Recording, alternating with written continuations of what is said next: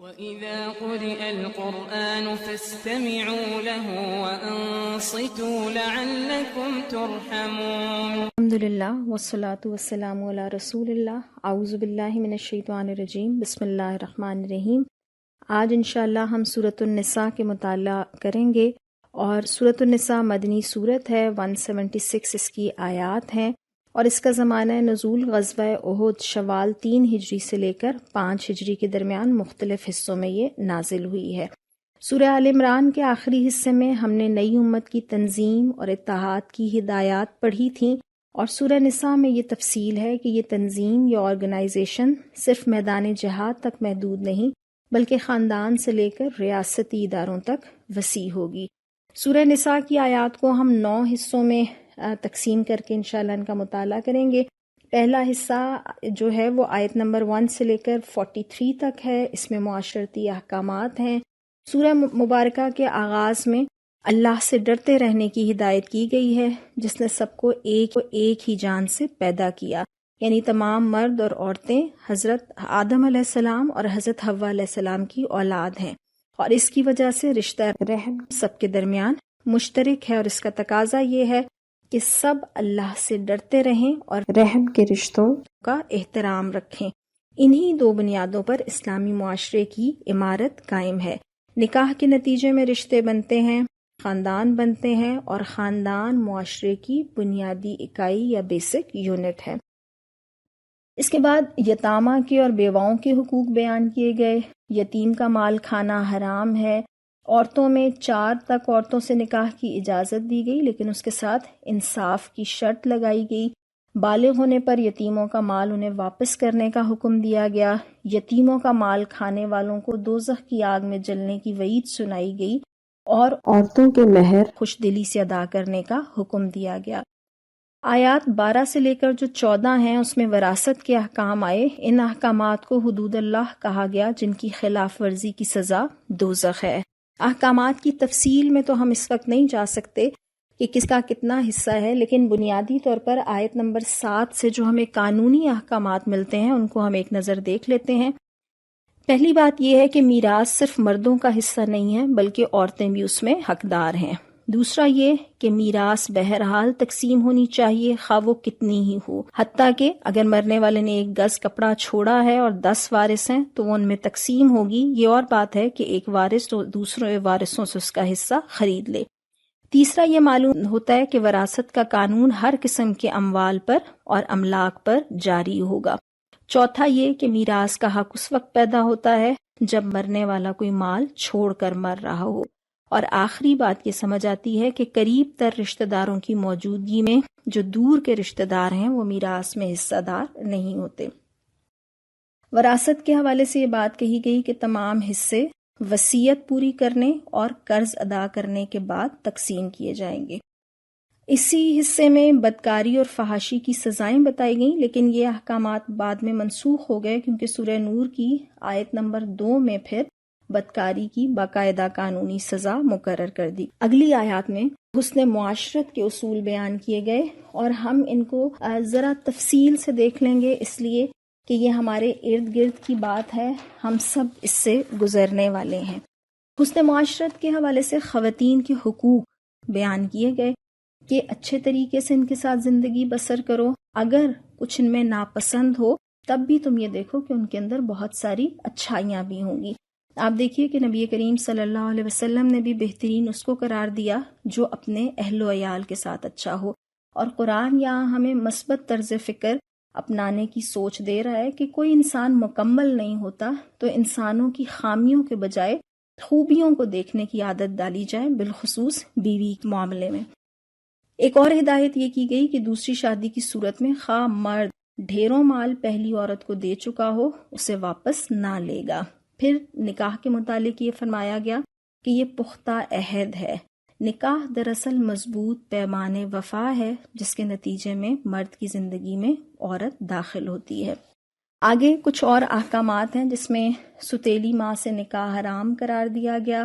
خواتین کی فہرست جن سے نکاح حرام ہے مائیں، بیٹیاں، پھوپھیاں، خالائیں، بھتیجیاں، بھانجیاں، رضائی ماں، رضائی بہنیں، ساس، ستیلی بیٹیاں، بہو اور وہ جو کسی اور کے نکاح میں ہوں۔ اللہ تعالیٰ فرماتے ہیں آیت نمبر 26 سے لے کر آیت نمبر 28 تک کہ اللہ چاہتا ہے کہ تم پر ان طریقوں کو واضح کرے اور ان پر تمہیں چلائے جن پر پہلے کے نیک لوگ چلا کرتے تھے، مگر جو لوگ اپنی خواہش نفس کی پیروی کر رہے ہیں وہ چاہتے ہیں کہ تم راہ راست سے دور نکل جاؤ۔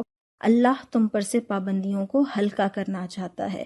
تو خواہشات نفس کی پیروی کرنے والے کون سے لوگ؟ جیسے منافقین کی طرف اشارہ ہے کہ جنہیں یہ اصلاحات، یہ ریفارمز ناگوار گزر رہی تھیں، جس میں عورت وراثت میں بھی حقدار بن رہی تھی اور عورت بحیثیت عورت بھی عزت پا رہی تھی۔ آیت 29-30 میں باطل طریقوں سے مال کھانے کی ممانعت کی گئی، مالی معاملات میں ظلم کی سزا دوزخ بتائی گئی۔ آیت نمبر 31 میں کبائر سے اجتناب کرنے کا حکم دیا گیا اور یہ بتایا کہ اگر انسان کبیرہ گناہوں سے بچتا ہے تو اللہ تعالیٰ چھوٹی موٹی برائیوں کو حساب سے معاف کر دیتا ہے۔ ایک حدیث میں نبی کریم صلی اللہ علیہ وسلم نے ارشاد فرمایا کہ 7 ہلاک کرنے والی چیزوں سے بچو، اور ان چیزوں میں شرک، جادو، ناحق قتل، سود، مال یتیم کھانا، میدان جنگ سے فرار اور معصوم عورت پر تہمت لگانا شامل ہے۔ آیت نمبر 32 میں اللہ تعالیٰ فرماتے ہیں کہ مردوں کے لیے ان کی کمائی کے مطابق ان کا حصہ ہے اور عورتوں کے لیے ان کی کمائی کے مطابق ان کا حصہ ہے، یعنی بحیثیت انسان عورت اور مرد دونوں برابر ہیں، دونوں اپنی کمائی کے مطابق حصہ پائیں گے۔ عزت کے لیے عورت کو مرد بننے کی ضرورت نہیں ہے، البتہ اگلی آیت میں فرماتے ہیں کہ مرد عورتوں پر قوام ہے، ایک درجہ ان کا زیادہ ہے، اس بنا پر کہ مرد اپنے مال خرچ کرتے ہیں۔ قوام یا قیم دراصل اس شخص کو کہتے ہیں جو کسی فرد، ادارے یا نظام کے معاملات کو درست طور پر چلانے، اس کی حفاظت کرنے اور ضروریات مہیا کرنے کا ذمہ دار ہو۔ یہ دراصل مرد کی ذمہ داری ہے۔ اللہ نے ہم عورتوں کو حفاظت میں رکھا ہے، باپ کی، بھائی کی، شوہر کی اور بیٹوں کی حفاظت میں۔ پھر یہیں پر اللہ تعالیٰ اچھی عورت کی صفات بھی بتاتے ہیں کہ وہ شوہر کی اطاعت شعار ہوتی ہیں، مردوں کے پیچھے ان کے حقوق کی حفاظت کرنے والی ہوتی ہیں۔ اور آج کے دور میں آپ دیکھیے تو سب سے بڑا خطرہ یا حملہ خاندان اور عورت پر ہے۔ عورت کو مرد بنا کر خاندان کا ادارہ تباہ کیا جا رہا ہے اور عورت اور مرد کو مقابلے پر لایا گیا ہے۔ ہم عورتیں اپنی فیمنٹی اور اپنی فیملی کا تحفظ کریں۔ پھر آگے یہ بتایا گیا کہ اگر عورت سرکشی کرے تو پہلے انہیں سمجھاؤ، دوسرے مرحلے پر خوابگاہوں میں ان سے علیحدہ رہو اور آخری درجے پر مارنا ہے۔ نبی کریم صلی اللہ علیہ وسلم نے مارنے کو ناپسند فرمایا ہے، لیکن کچھ ایسی غیر معمولی صورتحال اگر ہو تو پھر یہ فرمایا کہ چہرے پر نہ مارو اور ایسا نہ مارو جو نشان چھوڑ جائے۔ پھر عورت اور مرد کے درمیان اگر اختلاف ہو جائے تو خاندان والے ثالثی بنیں اور اصلاح کروائیں۔ اس کے بعد حقوق اللہ اور حقوق العباد کی وضاحت ہے۔ بخل اور کنجوسی کو ناپسندیدہ قرار دیا گیا۔ پھر آیت 43 میں نشے کی حرمت سے متعلق دوسرا حکم کہ نشے کی حالت میں نماز کے قریب نہ جاؤ۔ جنابت کی حالت سے پاکی کے لیے غسل فرض قرار دیا گیا اور پانی نہ ملنے کی صورت میں تیمم کرنے کا طریقہ بتایا گیا۔ دوسرے حصے کی طرف چلیے، یہ آیت نمبر 44 سے لے کے 57 تک ہے۔ اس میں اہل کتاب کو دعوت اسلام دی گئی ہے، ان کی گمراہیاں بیان کی گئیں اور یہ بتایا گیا کہ وہ گمراہی خریدتے ہیں اور الفاظ کو پھیر دیتے ہیں۔ اہل کتاب کو یہ بتایا گیا کہ شرک ناقابل معافی جرم ہے، باقی گناہ معاف ہو سکتے ہیں۔ پھر اہل کتاب کی اوہام پرستی کہ وہ جبت اور طاغوت پر ایمان رکھتے ہیں۔ جبت کیا ہے؟ جادو ہے، فالگیری ہے، شگون لینا ہے، جس کو آپ سپرسٹیشنز کہتے ہیں۔ ان کے تعصب پر بھی گرفت کی گئی کہ مسلمانوں کے مقابلے میں یہ مشرکین کو زیادہ ہدایت یافتہ سمجھتے ہیں، ان پر اللہ کی لعنت ہے اور یہ بخیل ہیں۔ رسول اللہ صلی اللہ علیہ وسلم پر ایمان نہ لانے والے اہل کتاب کے لیے دوزخ کی سزا بتائی گئی، جس میں ان کی کھالیں جلتی رہیں گی اور بدلی جاتی رہیں گی۔ اہل کتاب میں سے اسلام قبول کرنے والوں کے لیے جنت اور اس کی نعمتیں ہوں گی۔ تیسرے حصے کی طرف چلیے تو آیت نمبر 58 اور 59 ہے۔ اس تیسرے حصے میں اسلامی ریاست کے اندر رعایا اور حکومت کے حقوق و فرائض پر روشنی ڈالی گئی ہے۔ آیت 58 میں اللہ تعالیٰ ارشاد فرماتے ہیں کہ عدل و انصاف کے ساتھ عہدے اور مناصب اہل لوگوں کو تفویض کیے جائیں، ایلیجبل لوگوں کو، اور قیامت کی نشانیوں میں سے ایک نشانی یہ ہے کہ نااہل لوگ جو ہیں وہ سرداری پر آ جائیں گے۔ آیت 59 میں اللہ اور اللہ کے رسول صلی اللہ علیہ وسلم کی اطاعت کے ماتحت حکمرانوں یعنی اولو الامر کی اطاعت کا حکم دیا گیا۔ یہاں بس ایک اصولی بات سمجھ لیجئے گا کہ اللہ اور رسول اللہ صلی اللہ علیہ وسلم کی اطاعت مطلق ہے اور غیر مشروط ہے، ایبسولوٹ اینڈ انکنڈیشنل ہے، جبکہ حکمرانوں کی یا کوئی بھی لیڈر ہیں یا امام ہیں تو ان کی اطاعت مشروط ہے، باؤنڈ اینڈ کنڈیشنل ہے، ٹھیک۔ اور اگر اختلاف اور نزاع ہو جائے تو کتاب اور سنت کی طرف رجوع کرنے کی ہدایت کی گئی ہے۔ اگلے حصے میں جو آیت نمبر 60 سے لے کر آیت نمبر 104 تک ہے، اس میں منافقین اور جہاد کا تذکرہ ہے۔ منافقین پر فرد جرم عائد کی گئی کہ وہ اختلافی مسائل کے حل کے لیے قرآن کو چھوڑ کر طاغوت سے فیصلے کراتے ہیں اور قرآن و سنت سے گریز کا رویہ اختیار کرتے ہیں۔ منافقین پر واضح کیا گیا کہ ہر رسول کو اس لیے بھیجا گیا کہ اس کی اطاعت کی جائے، اس لیے رسول اللہ صلی اللہ علیہ وسلم کی اطاعت ان پر واجب ہے، اور یہ بتایا گیا کہ ان کا ایمان اس وقت تک معتبر نہیں ہو سکتا جب تک کہ وہ دل کی گہرائیوں سے نبی کریم صلی اللہ علیہ وسلم کے فیصلوں کو نہ مان لیں۔ مسلمانوں کو ہر وقت جہاد کے لیے تیار رہنے کا حکم دیا گیا، منافقین کے جہاد سے فرار کے رویے پر روشنی ڈالی گئی اور مظلوموں کی مدد کے لیے جہاد کی ترغیب دی گئی۔ یہ بتایا گیا کہ منافق موت سے خائف رہتے ہیں، اور منافقین کو سمجھایا گیا کہ رسول صلی اللہ علیہ وسلم کی اطاعت دراصل اللہ کی اطاعت ہے۔ ایک اور تنبیہ منافقین کو یہ کی گئی کہ وہ افواہیں پھیلانے سے گریز کریں، اور اگر کوئی ایسی خبر ہو تو اپنی جماعت کے ذمہ داران تک اس کو پہنچائیں۔ آج ہمارے معاشرے میں بھی بریکنگ نیوز کے چکر میں کیا کچھ پھیل جایا کرتا ہے، ایسا ہی کچھ رویہ نظر آتا ہے۔ سلام کے آداب بتائے گئے کہ جب کوئی سلام کرے تو ویسا ہی اس سے بہتر جواب دو، یا کم از کم ویسا ہی جواب۔ وہ مسلمان جو ہجرت کر کے مدینہ نہیں آئے تھے، جو دارالاسلام تھا اور وہ ابھی تک دارالکفر میں رہ رہے تھے، یعنی ایسے علاقوں میں جو کافروں کے علاقے تھے اور مدینہ نہیں آئے تھے، ان کے بارے میں یہ وضاحت کی گئی کہ انہیں دارالاسلام یعنی مدینہ کی طرف ہجرت تک دوستی اور سرپرستی حاصل نہیں ہو سکتی۔ کے بعد اگلی آیات میں منافقین کی اقسام بیان کی گئیں، قتل خطا اور قتل عمد کے احکامات کی وضاحت کی گئی، جہاد کی فضیلت بیان کرتے ہوئے فرمایا گیا کہ بیٹھے رہنے والے اور جہاد کرنے والے برابر نہیں ہو سکتے۔ بہرحال اللہ کے ہاں جان اور مال سے جہاد کرنے والوں کا درجہ بڑا ہے۔ اور اس حصے میں صلاۃ القصر اور صلاۃ الخوف کے احکامات بتائے گئے۔ سفر کی حالت میں نماز مختصر ہو جائے گی، اور جنگ کی حالت میں آدھی فوج نماز پڑھے گی اور آدھی فوج نگرانی کرے گی، لیکن نماز ادا کی جائے گی۔ اس کے بعد اگلا حصہ آیت نمبر 105 سے لے کر آیت نمبر 115 تک ہے۔ اس میں نزول قرآن کا مقصد یہ بتایا گیا کہ نبی کریم صلی اللہ علیہ وسلم اس کی روشنی میں لوگوں کے درمیان حق کے ساتھ فیصلہ کریں۔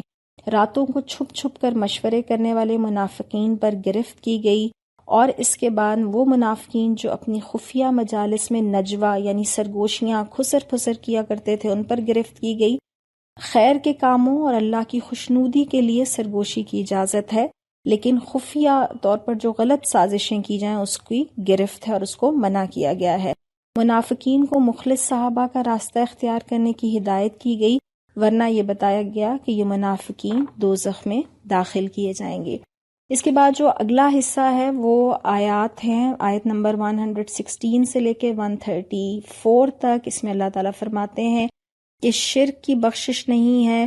کچھ لوگ وہ ہیں جو شیطان کو معبود بناتے ہیں، شیطان کی اطاعت کرتے ہیں، اور اللہ تعالیٰ فرماتے ہیں کہ وہ شیطان جس نے اللہ سے کہا تھا کہ میں تیرے بندوں سے ایک مقرر حصہ لے کر رہوں گا، یعنی ان کے اوقات، ان کی محنتوں، ان کی کوششوں، ان کی قوتوں، ان کی قابلیتوں، ان کے مال اور ان کی اولاد میں اپنا حصہ لگاؤں گا، اور ان کو فریب دے کر ایسا رجھاؤں گا کہ وہ ان ساری چیزوں میں مجھے بھی حصہ دینے والے ہوں گے۔ اور آپ دیکھیے کہ شیطان ہماری ان ساری چیزوں سے کیسے حصہ وصول کر رہا ہے۔